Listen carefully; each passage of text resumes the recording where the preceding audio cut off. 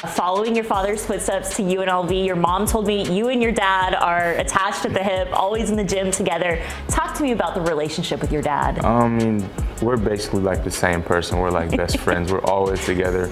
I mean, we could just be sitting, just being in each other's presence. I mean, I just love being around him, just spending time with him, because, you know, I won't get this time back. So it's just always been a blessing to have him in my corner. Why is it important to stay here in Las Vegas and play for UNLV rather than, you know, other schools that you were offered? I just think I need to show like Vegas has a lot of basketball talent here too, and it's okay to come here, because like some local kid chose other schools over UNLV, but I feel like this is a really good school for anyone to come choose. So I just think it's just time to put Vegas on the map.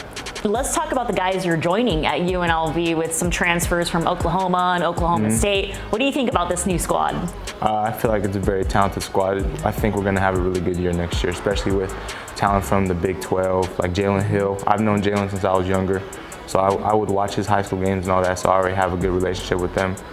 But yeah, I feel like we have a lot of talent coming in this year. We'll have a good year. Yeah, what do you think about the Mountain West? With San Diego State playing in the national championship, they had 4 teams in the NCAA tournament this year. What's your excitement like to play in the Mountain West?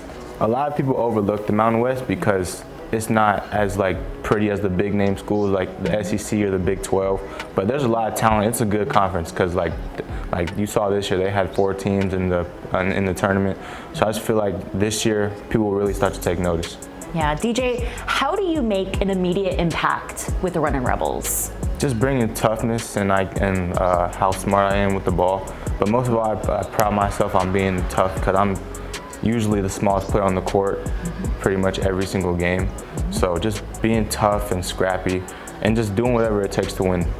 Let's talk about the talent that your son has been able to go up against to help him have a successful basketball career. We were talking about how the talent here in Las Vegas is unlike any other. And for your son to bring his talent to UNLV, how big is that? It's a very big deal. Yeah. It's a very big deal. We've lost out on a lot of kids going to other schools around the country, and that's not a bad thing.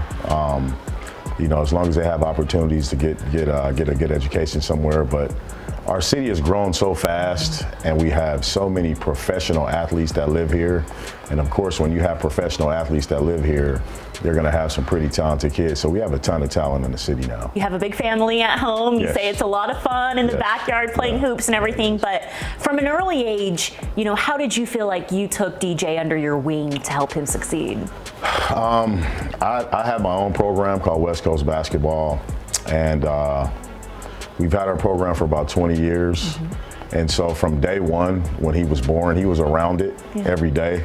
I want to say like the second or actually I think the first or second day he got home from the hospital, Tina and I had him in the gym at one of our practices. So it's been going on from day one. And you know, he just took to it kind of, you know, very easily. And he's had a love for it for a long time. And you know, it's just been something our family has, you know, had fun with for a long time, and it brings us closer together.